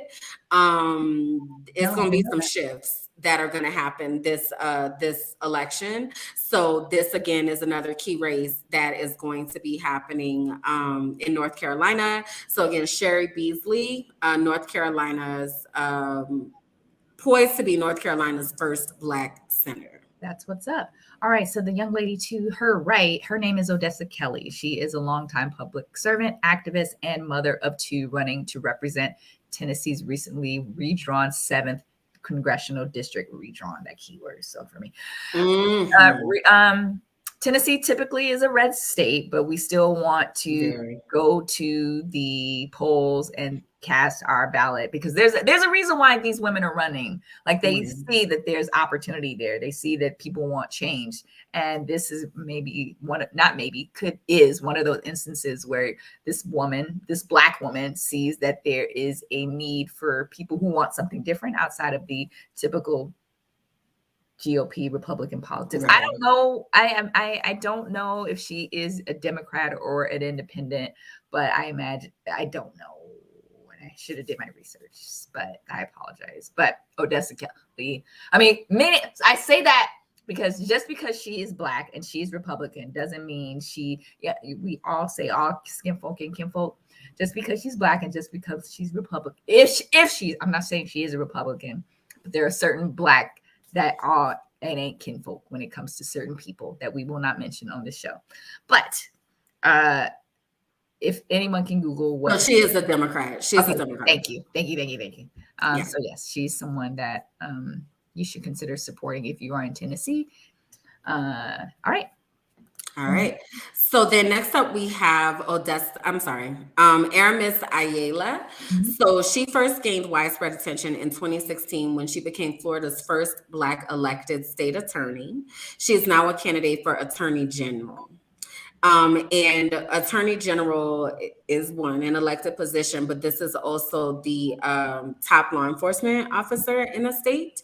So it's a really big deal to possibly have the first Black elected Attorney General. So she's poised to make history again by becoming the state's first Black Attorney General, again in Florida, another red state.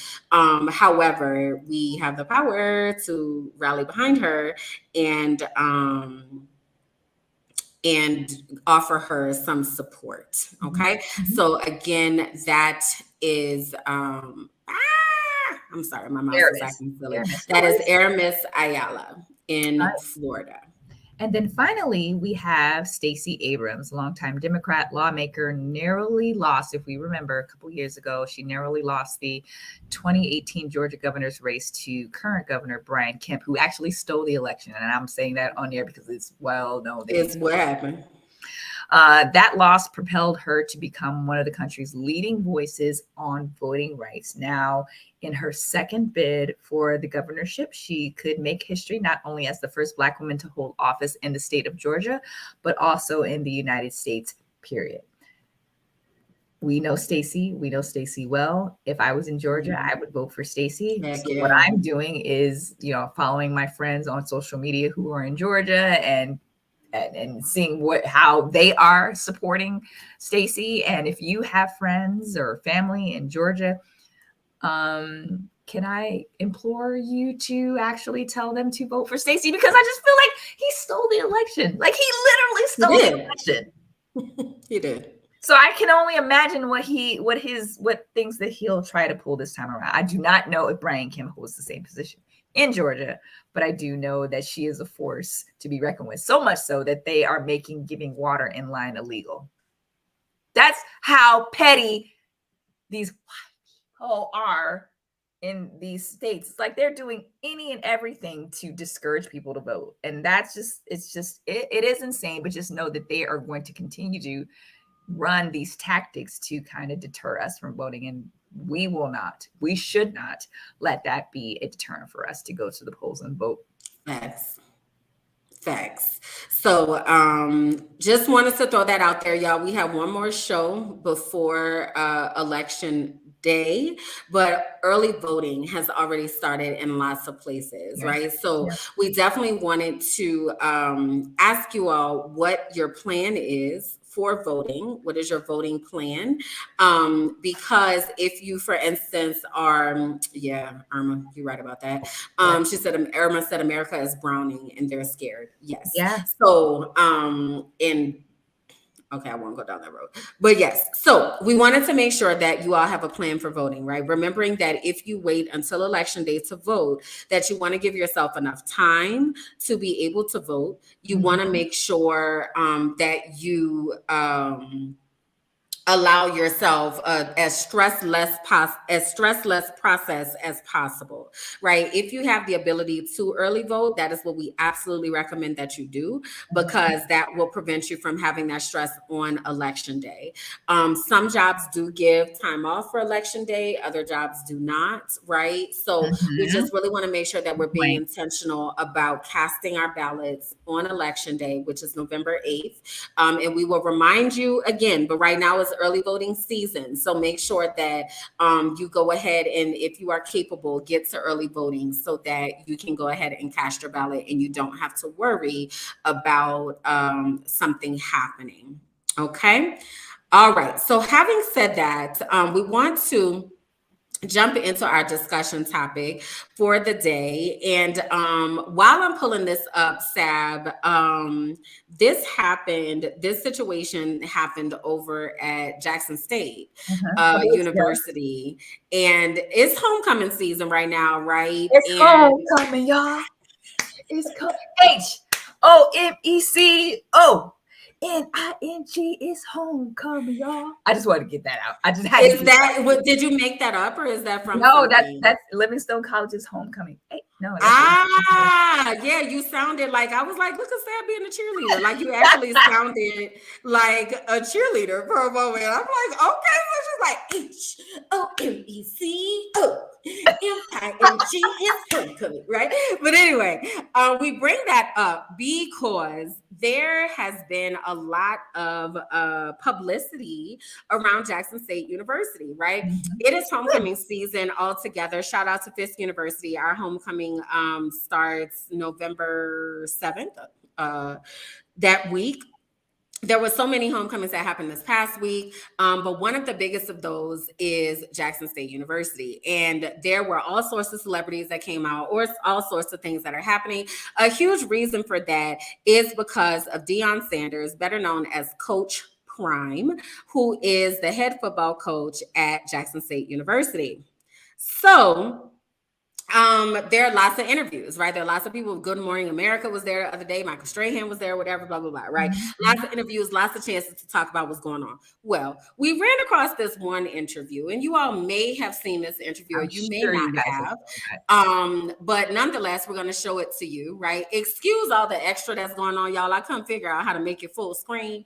But let's watch this. And I would like to know in the comments how this makes you feel watching this. Okay. How does this make you feel? And do you agree with Coach Prime? All right. So I'm going to put those questions there. How does this make you feel? And do you agree with Coach Prime? Okay, so those are the two questions that we want you to answer in the comments while we are watching this clip. All right, here we go. Roll that beautiful bean footage. Oh, Coach Prime. Coach, how you feeling today? No, straight up. I always ask how you You feeling. was not talking like that just 2 minutes ago. Center it. Can you do the interview? Can you come in like you normally sound I just want to be clear and concise. and professional? Yes, sir. So being you is not professional. Well, I mean, I can't say it was up, Cole. I can't do that. I ain't asked you to do that. I just want you to be you. Okay. Yes, sir. All right. Let me start over. Right. All right. Joining me is Jackson State Coach Prime. Is that the same? Dog, it's the same. Like, just be you. Just try your best to be you. Okay. All right. I thought I was doing that. But anyway, I want to just ask you, you feeling okay? See, like if I say, man, what's up, Rob J? That's me. What's up, Rob J? You know the difference? Did you see the difference? That's what you do. And I don't know who you're trying to please out there, but I just want you to try your best to be you. All right. How you feeling today? Much better. I feel good. Now it's Jackson State head football Okay. coach. So I wish y'all could see my face. I rolling my eyes so gosh darn hard, but I intentionally asked Kimberland to center it because I needed you guys to see that. So I'm sorry, Kimberland, go ahead. no, I want to know those two questions. How did that make you feel by watching that? And do you agree with Coach Prime? I was irritated. I was annoyed. I was annoyed because I knew what Coach Deion Sanders was trying to do, what he was wanting to do. And I think he's feeling himself too much. Like he's trying, like he's very loud, and I get it. That's who he is. But it was a lot. And it annoyed me because I see where he was going.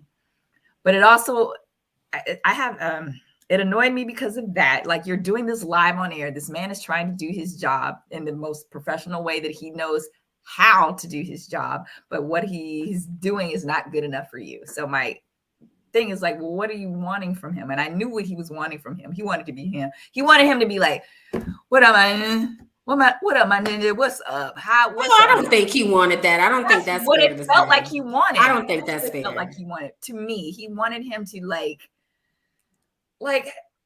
I was annoyed by that because this man is at his job. He's trying to do his job. And there is a difference between, yes, there is this professional reporter voice.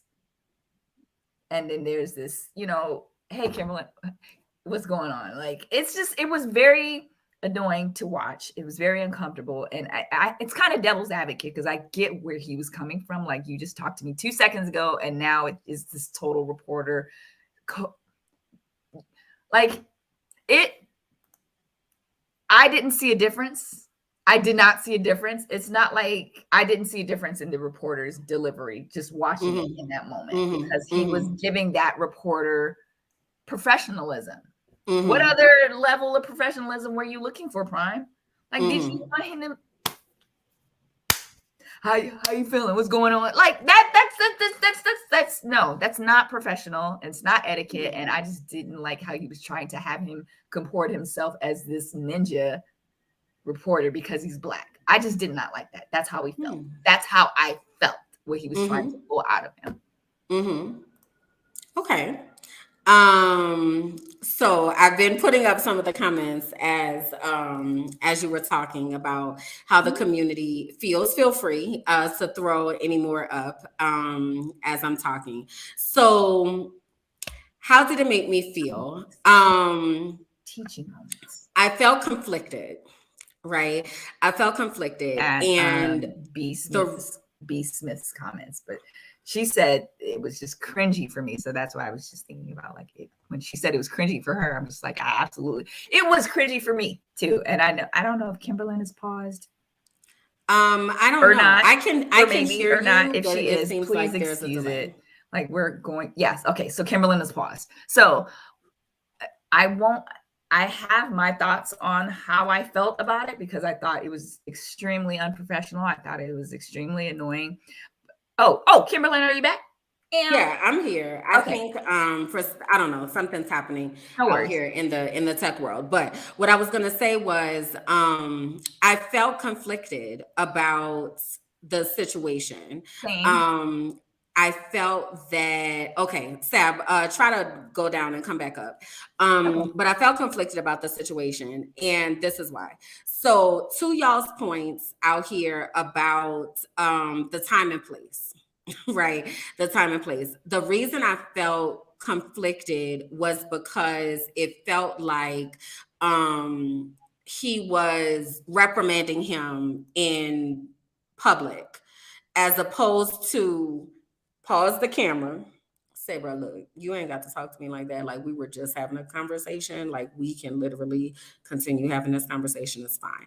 Like that's what I would have expected to happen, as opposed to the full on reprimand on live TV. Like I didn't appreciate, or live, whatever it was. Like I didn't like that.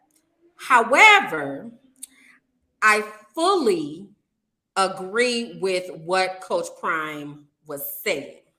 I fully agree with what he was saying.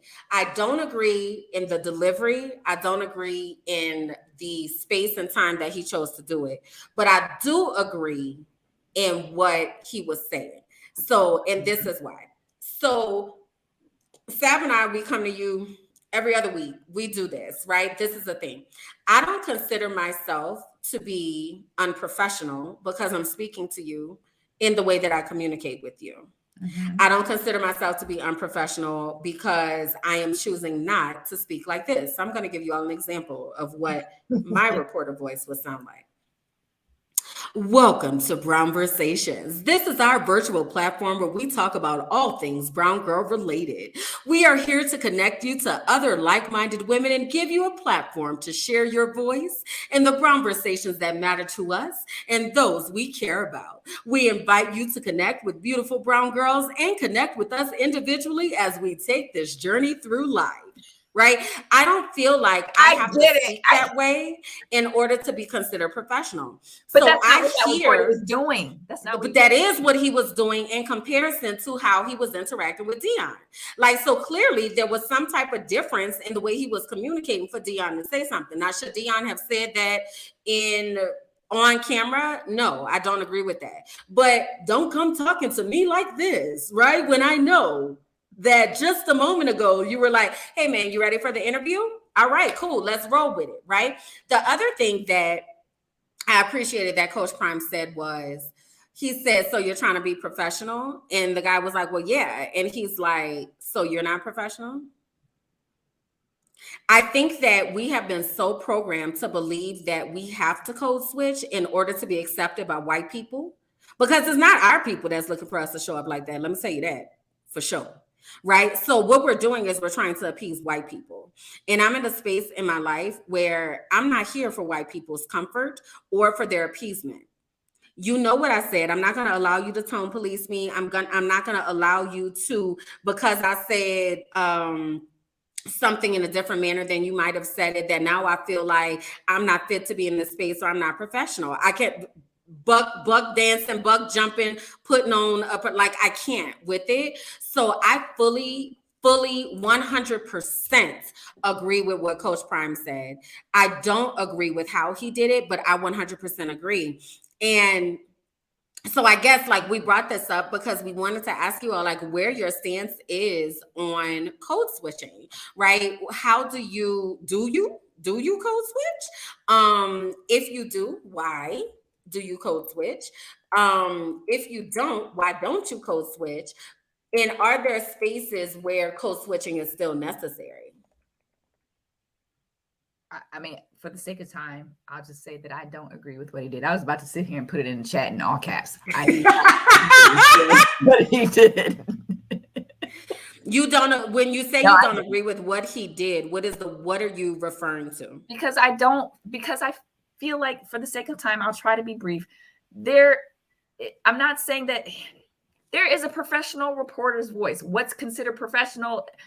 Whether it's who determined that it was professional? Whether it's professional, what it's considered professional, your professional voice, whether how Kimberland speaks, how Sab speaks, there's this voice, there's this cadence, vernacular that you're using in the media space. And I'm not saying that that's code switching. Kimberland, you can still be yourself, but there's this vernacular. I'm not saying tone. I'm not saying like, I'm not inflections, but like you can still talk Kimberland, but there's still like certain things in how they talk in the media space that is just ingrained in the media space. And why is that the thing, do you think? I don't. I don't think that's white supremacy. I don't think that's white supremacy. And I don't code switching. No, I don't. I feel like that's just the wow. I'm like, what's going on, Kimberland? What's going on? I'm coming to you live, beautiful brown girls with our community. And I can talk to you in that, not that voice, but I can talk to you and be conversational in Sab's voice and Kimberland's voice. But I mean, maybe it's always because that's what I am taught. And I don't feel like that was white supremacy. I don't. I feel like I'm so used to the reporter voice all the time. Ladies or gentlemen in the community. There's this woman online. What's the reporter's name with her husband? I don't know. You guys, but the lady that's a reporter with her husband. Her and her husband are both reporters. And I know her voice, his voice, and their reporter voices. And it's just, I don't feel like they're code switching when they go to their reporter voices. I don't. Really? I don't. Interesting. Very interesting. Because she's still Black Latino, Afro Latino in her delivery.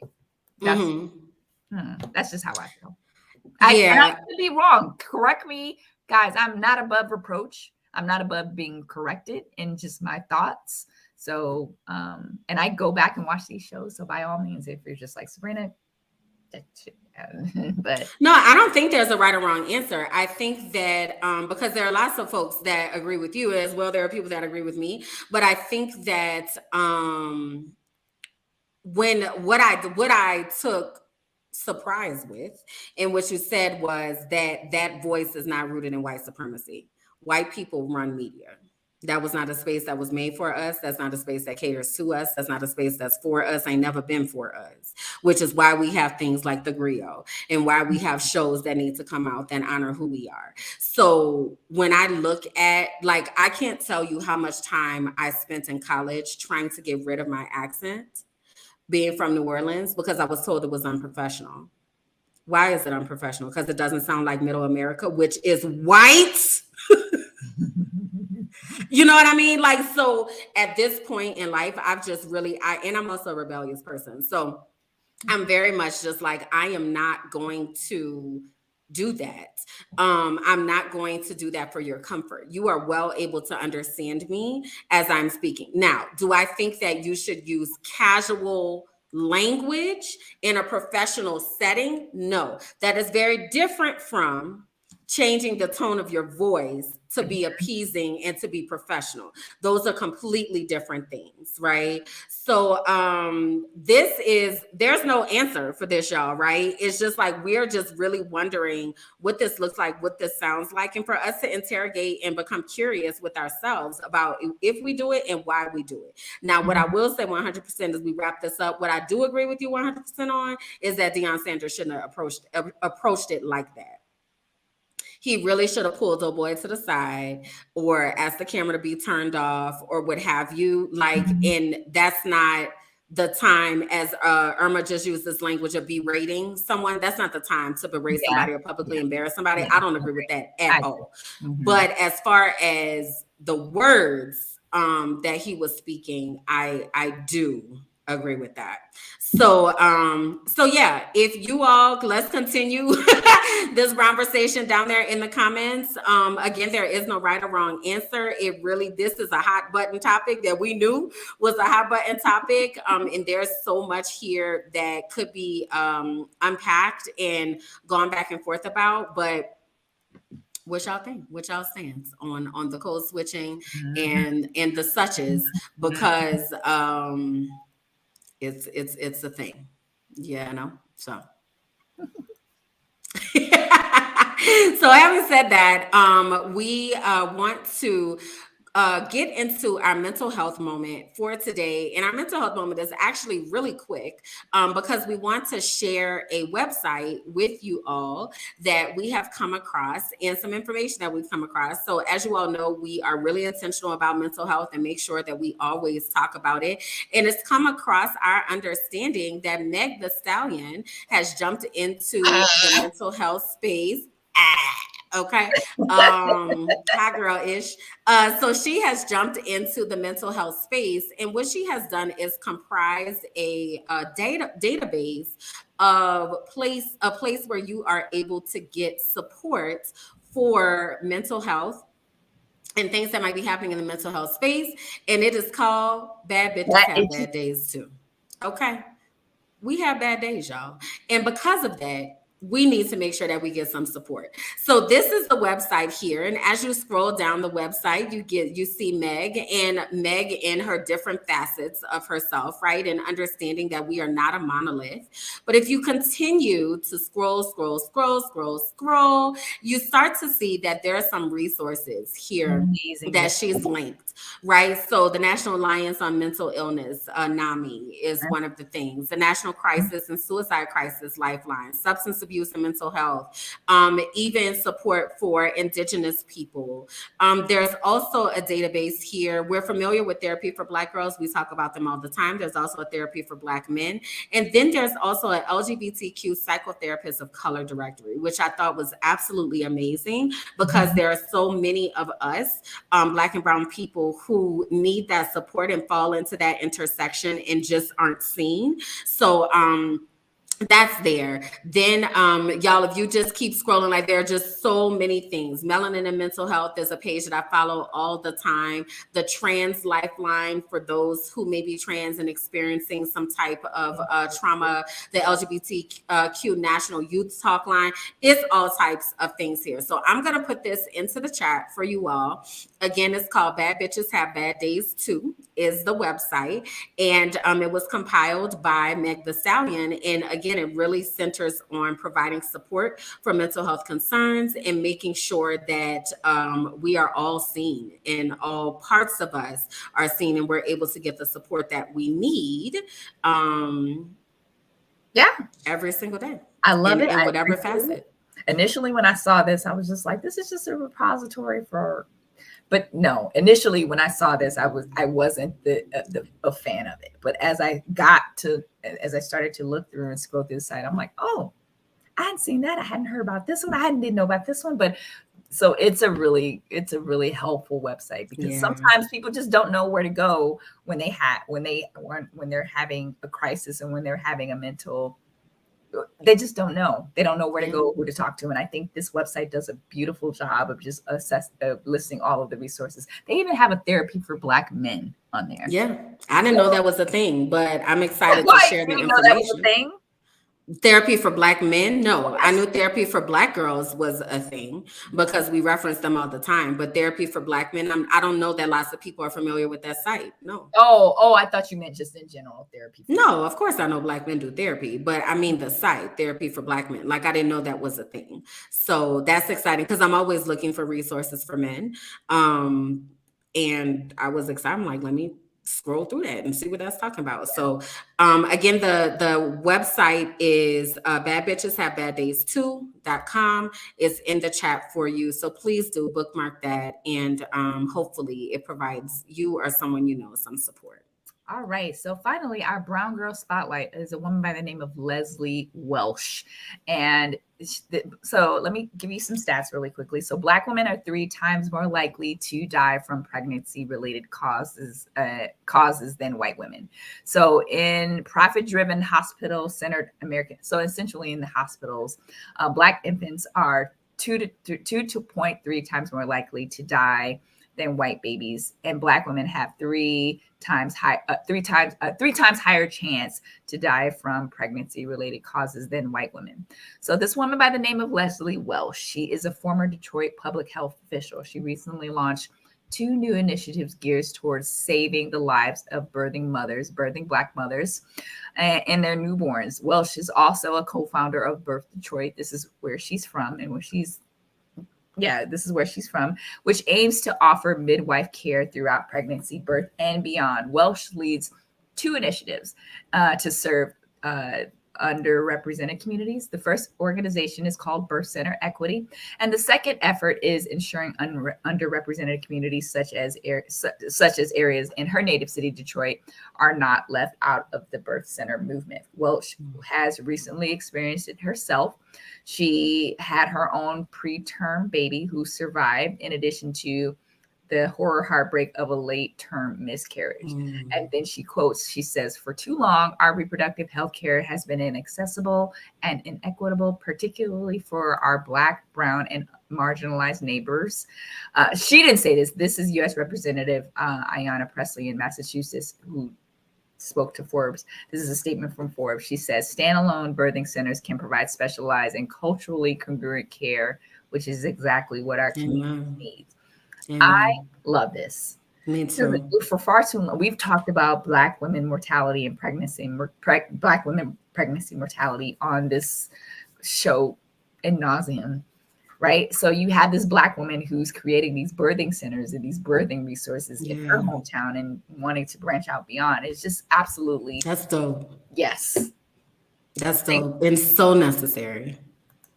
So Leslie Welsh is someone that we absolutely needed to highlight, because she's doing the work, and she needs people's support. So if you can help amplify this by sharing this show and helping amplify the work that Leslie Welsh is doing, this will help and go a long way. So we just wanted to highlight her and the work that she is doing.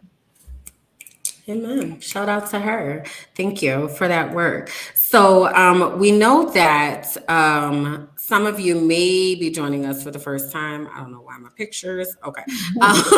So some of you may have been joining us for the first time, and we want to make sure that we are intentional about letting you know how to connect with us and where we are out here in these social spaces. So if this is your very first time hanging out with us on Brown Versations, or maybe you've been here before and you just haven't connected, we want to make sure that you know how to do that. So the first way is to make sure that you go to beautifulbrowngirls.com.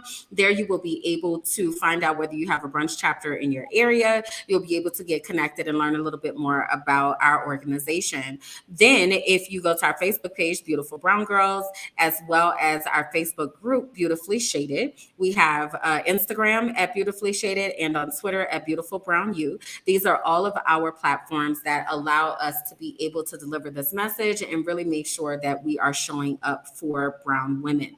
Also, a reminder that if you are like, I love what you all are doing here, I want to connect on an even deeper level. If you go to members.beautifulbrowngirls.com, there you will be able to connect to our VIP members network. This is our space free from the algorithms, all the things trying to hold a brown girl down. This is our space to be our unique and beautiful brown selves without anyone else's oversight. So if you go to members.beautifulbrowngirls.com, you can check that out for only $25 for the year. You are able to gain membership and access that space. Okay, so make sure that you connect to us there. So having said that, Sab, please tell the people where they can find it. Yes, absolutely. You can connect with me at sabjackson.com. All of my platforms are there. LinkedIn is like I feel like LinkedIn is changing. I feel like LinkedIn is like Instagram now. But yeah, you can connect with me on LinkedIn. You can connect with me on Twitter. And you can also listen to my podcast that I didn't release this Sunday, even though, because never mind. I'll talk about it on my podcast. You can connect to your podcast. There's a recent episode on there and you can listen. But yeah, you can connect with me on all my social platforms. Would love the opportunity to connect with you there. What about you, Kimberland? Where can people connect with you? So you all can find me. Was that my reporter voice? Was that my reporter? It actually was. And it's so funny because I want you to go back and watch the show and listen to your reporter voice. You have one.